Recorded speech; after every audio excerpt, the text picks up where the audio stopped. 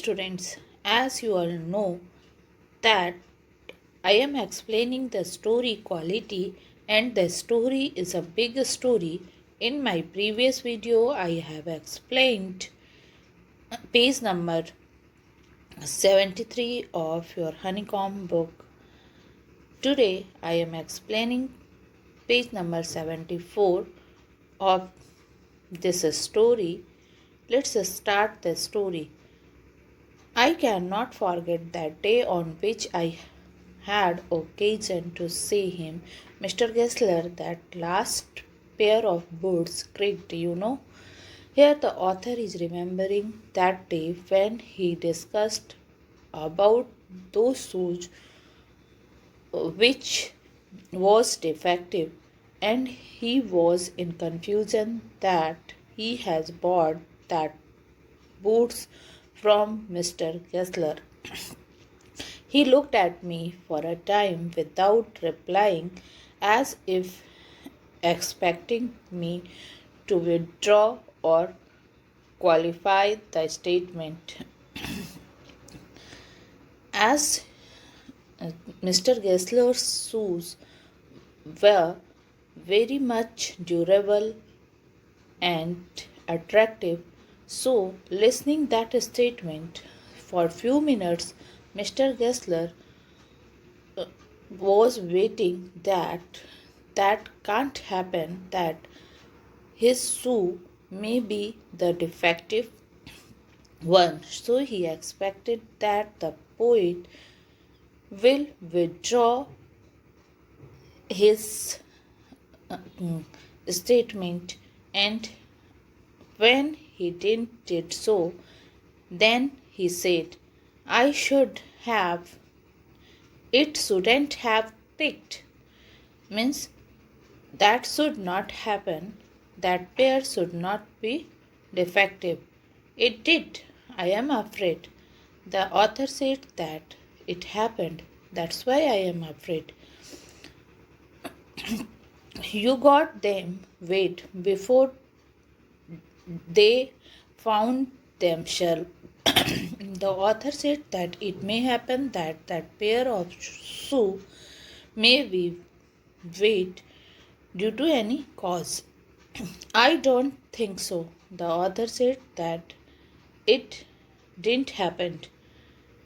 At that he lowered his eye as it hunting for memory of those boots, and I felt sorry I had mentioned this grave thing.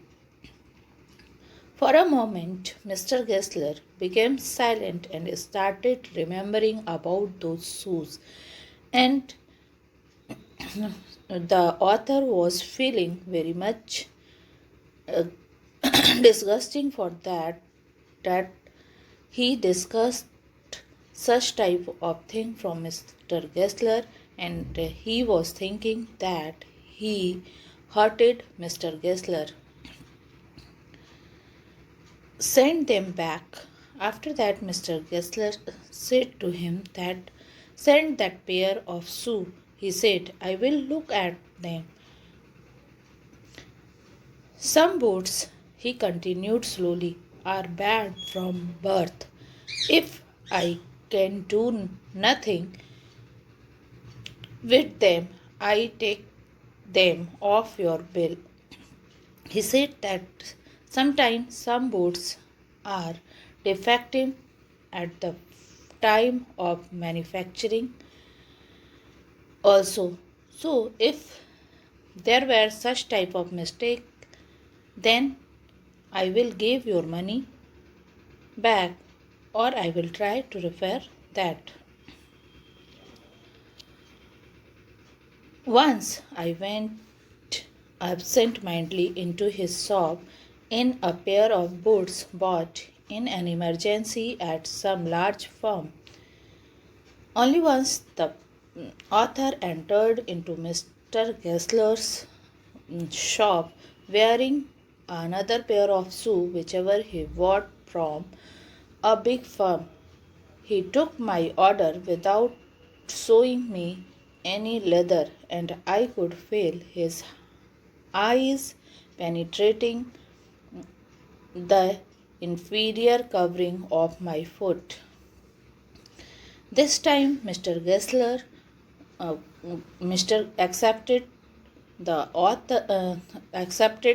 order from the author without showing any leather, and he was constantly watching towards the foot of the author because the shoes he wore was not proper, was not good. At last he said, "These are not my boots." Mr. Gessler identified that these boots were not bought from my shop. The tone was not one of anger nor of sorrow. The way Mr. Gessler spoke was very decent. He was not in anger, he was not in sorrow, and not even of contempt, and not even criticized the boot. But there was in it something quite that froze the blood. But he spoke everything from the author, and the author was feeling embarrassing from that. He put his hand down and pressed a finger on the place where the left boot was not quite comfortable. Mr. Kessler exactly put his finger on that place boots where the boot was uncomfortable. "It hurts you there," he said. He said that at that place that shoe hurts you. "Does big firm have no self-respect?" He said that big firms takes a lot of money and he should prepare good boots for their customer. They should prepare good boots for customers. So he said that such type of boots were manufactured in big firm. They don't have any self-respect. And then, as if something had given way within him, he spoke long and bitterly, and thinking that he expressed his feeling, and at that time he spoke something very bitterly. He was the one time I ever heard him discuss the condition and hardship of his trade, and first time Mr. Gessler discussed about his trade and about his condition, poor condition of his business. "They get it all," he said. "They get it by advertisement, not by work. They take it away from us who loved our boats. I had come to this presently. I had no work. Every year I had get less." Here Mr. Gessler has shown the frustration towards his trade.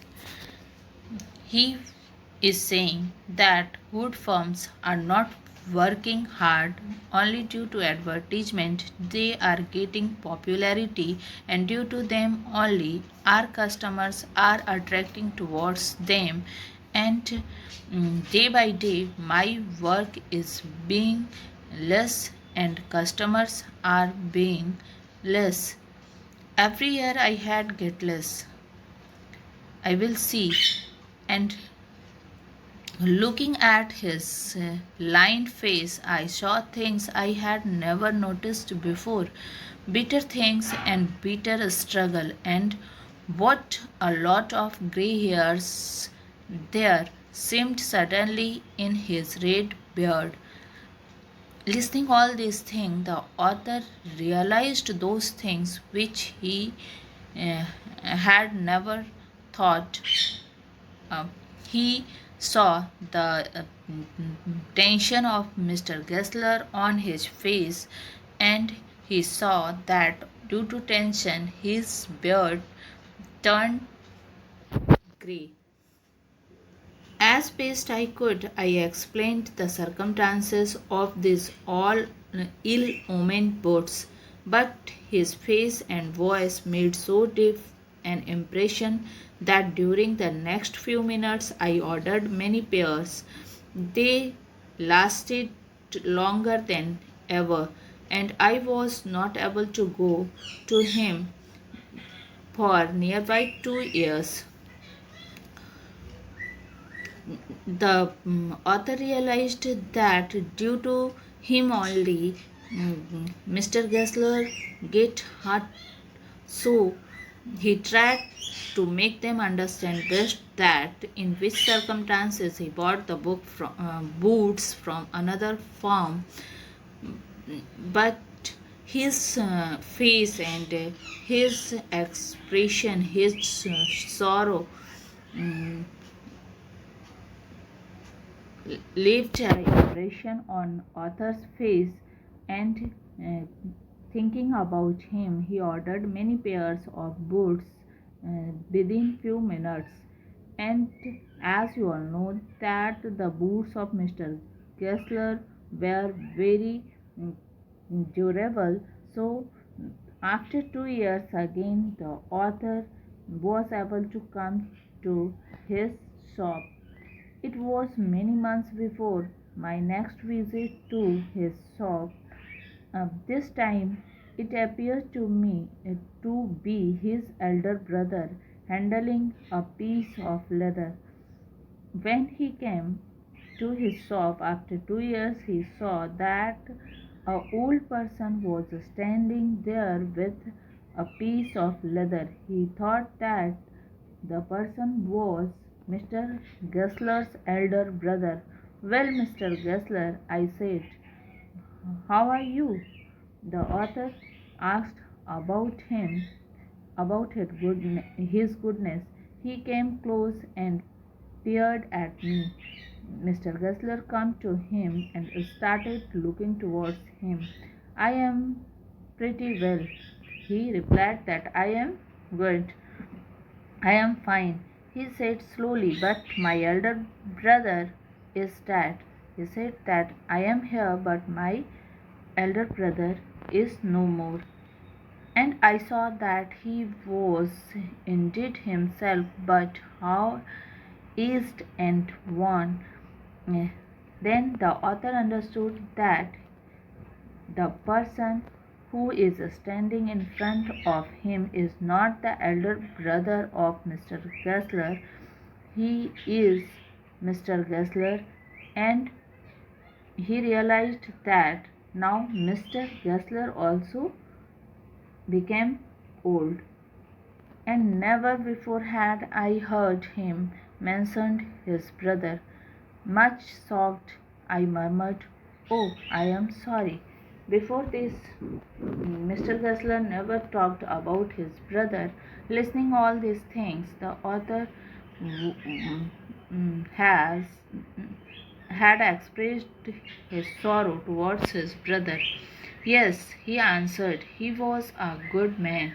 Mr. Gessler answered that my brother was a very good man. He made good boats, but he is dead, and he touched the top of his head where the hair had suddenly gone as thin as it had been on that of his poor brother, to indicate. And uh, expressing all these things, Mr. Gessler started touching his head, and now he also became bald headed like his elder brother. I suppose he caused the cause of his death. The author tried to guess the cause of the death of his elder brother. Now he realized that why his elder brother died. Do you Do you want any boots? Mr. Gessler asked to him that, do you want any boot? And he held up a leather in his hand. I had a beautiful piece. He said that if you want to take any boots, then you can order me. This piece of leather is very beautiful for boots. Students, today I have explained page number 74 and 75 of your honeycomb book. In my next video, I will complete the whole story quality.